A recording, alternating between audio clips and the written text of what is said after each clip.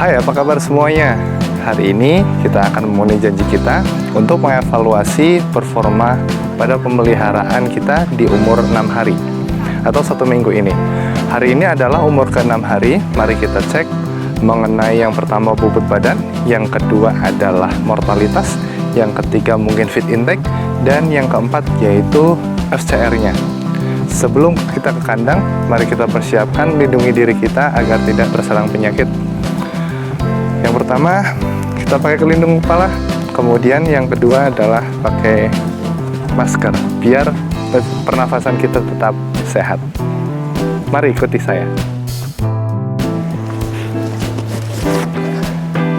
Itu adalah kandang kita, kandang close house ayam broiler. Kita pelihara 3.400, ada 2 lantai berarti 2 kali 3.400. Kemudian sebelum kita masuk ke sana, kita lengkapi kesehatan dulu menggunakan masker, selanjutnya pakai topi. Kemudian alat dan bahan juga kita siapkan. Dan jangan lupa, semua hasil observasi yang ada di sana akan kita catat dalam buku catatan atau recording. Mari ikuti saya.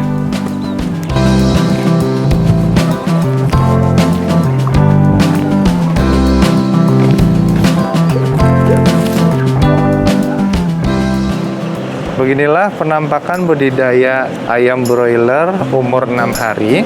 Di sini terlihat masih terpasang pemanas. Kemudian kita mengaktifkan 24 jam di sana.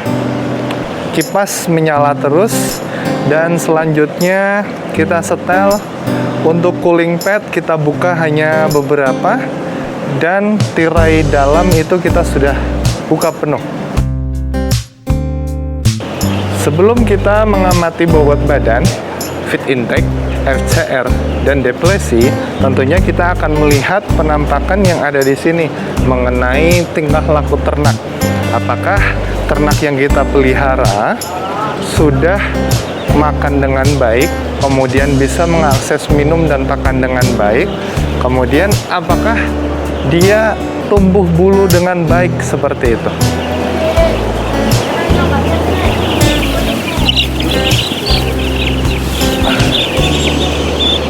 Terlihat bahwa ayam yang kita pelihara sudah mengalami perubahan bentuk badan, posturnya lebih besar, kemudian bulunya juga tumbuh tidak hanya pada bagian sayap, namun semua bagian tubuh itu sudah berkembang.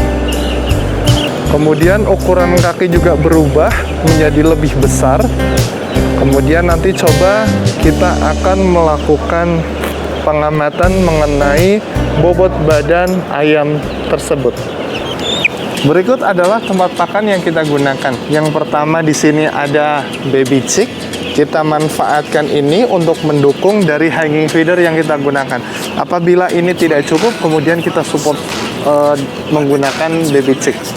Selanjutnya, untuk yang pasti kita gunakan adalah hanging feeder.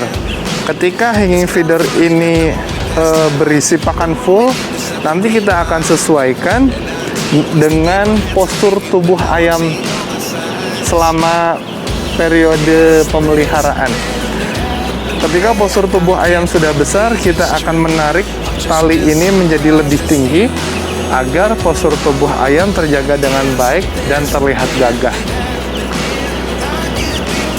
Selanjutnya, tempat minum yang kita gunakan tidak hanya nipple, kita support juga dengan tempat minum manual berupa galon agar kecukupan minum bisa terdistribusi secara merata.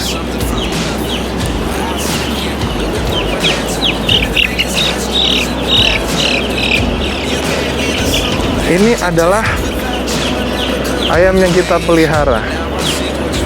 Ayam ini sudah berkembang, tumbuh kembang. Lihat dari bulunya sudah tumbuh, tidak lagi cover, dan bulu tubuh semua sudah menutupi. Kemudian pada kaki juga kita sudah dapat mengamati bahwa terdapat perkembangan yang signifikan. Bentuk kakinya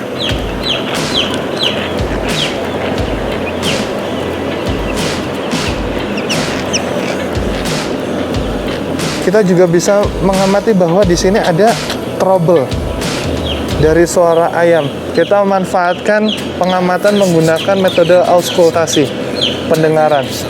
Anda bisa mengamati ayam seperti terganggu dalam saluran pernafasannya. Kita akan menyesuaikan tinggi nipple karena ayam yang kita pelihara sudah tumbuh, posturnya lebih tinggi, sehingga tinggi nipple harus disesuaikan dengan postur ayam.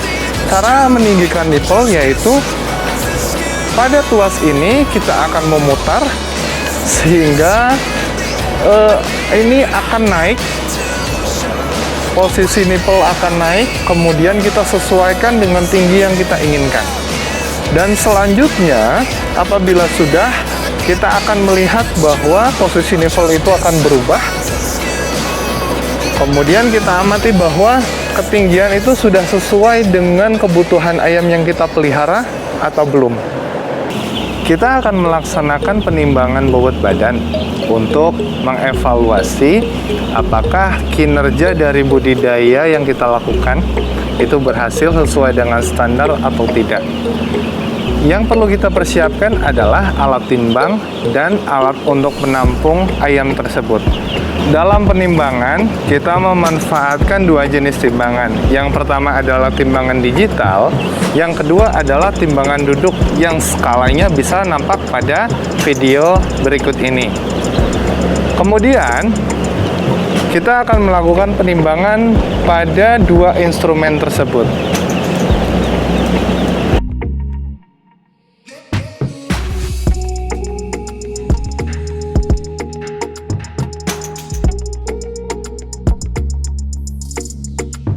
Jangan lupa kita pertimbangkan bahwa seluruh populasi yang ada di sini itu akan kita timbang semua atau hanya menggunakan metode sampling saja.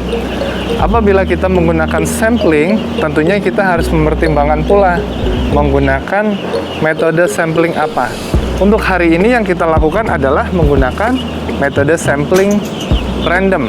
Jadi kita pilih secara acak sebanyak 10% dari populasi yang ada di sini. Selanjutnya, dalam proses penimbangan, kita akan melakukan kalibrasi dulu dalam penimbangan tersebut. Untuk alat timbang kita set di 0. Selanjutnya, kita akan melihat dari 10% total populasi tersebut, berapakah yang akan tercatat. Dan selanjutnya hasil timbangan tersebut akan kita catat pada buku recording untuk kita gunakan dan menyusun strategi ke depan. Hari ini kita menemukan kejadian yang luar biasa. Biasanya setiap hari kita hanya menyetel blower yang ada di sana, hanya 1 unit saja. Namun karena hari ini terpantau cuacanya sangat panas, mengalami peningkatan yang signifikan, sehingga kita atur semua panel controlling suhu, kemudian kita aktifkan secara manual kipas yang ada di sana, menambah 1 unit, sehingga totalnya yaitu 2 unit. Kemudian tidak lupa cooling pad juga kita aktifkan secara manual, sehingga air dapat membasahi cooling pad, sehingga udara yang masuk terdapat uap air yang bisa menurunkan suhu di dalam kandang ini. Tercatat suhu pada indikator temptron yaitu 33,2 derajat Celcius. Artinya bahwa hari ini sangat terik sekali, sehingga kita akan melakukan manajemen suhu dan kelembaban dengan cara mengatur panel-panel yang ada di sini untuk menurunkan suhu agar ayam yang ada di dalam yang kita pelihara dapat tumbuh dengan optimal. Untuk cara perhitungan bobot badan yang kita gunakan adalah box isi dikurangi box kosong dibagi populasi yang ada dalam wadah box tersebut. Box atau wadah yang kita gunakan, kita timbang dulu beserta dengan isi dari box tersebut, yaitu DOC, ayam yang kita pelihara. Kemudian kita timbang itu sebagai box isi. Kemudian box kosong adalah wadah tanpa adanya isi apapun. Kemudian populasi adalah jumlah ayam yang kita timbang yang berada dalam box tersebut.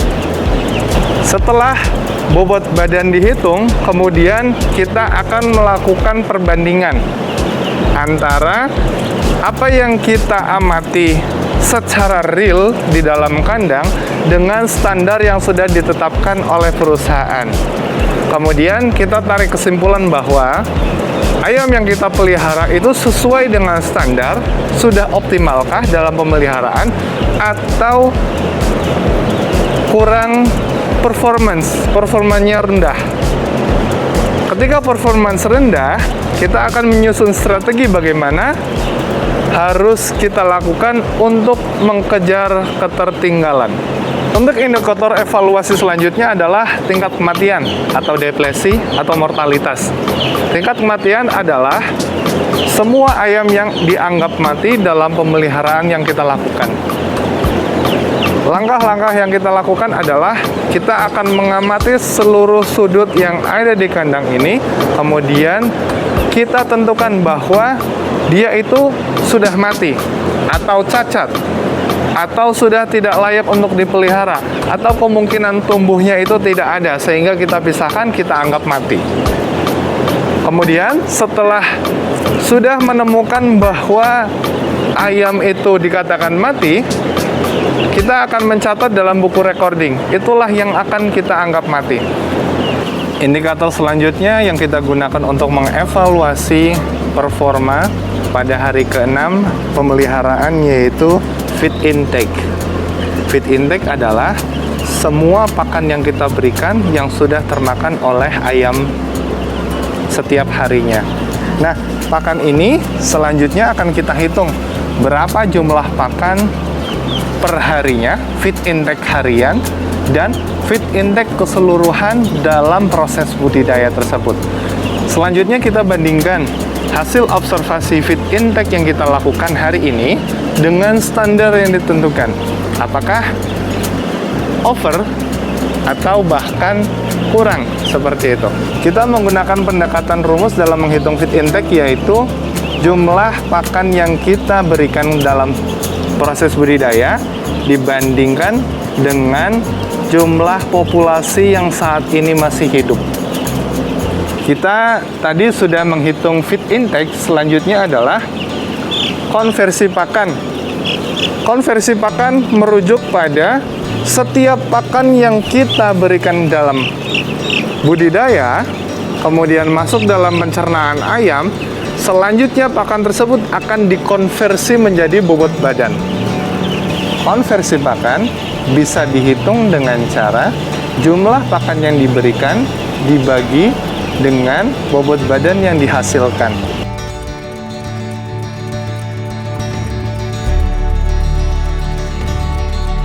Konversi pakan menjadi salah satu indikator penting dalam evaluasi budidaya ayam broiler. Dengan biaya yang kita keluarkan untuk membeli pakan, selanjutnya pakan tersebut harus dikonversi oleh ayam yang kita pelihara menjadi bobot badan. Apabila pakan tersebut tidak terkonversi secara optimal, maka kos yang kita keluarkan tidak worth it. Jadi percuma saja kita membeli pakan namun tidak menghasilkan bobot badan yang signifikan.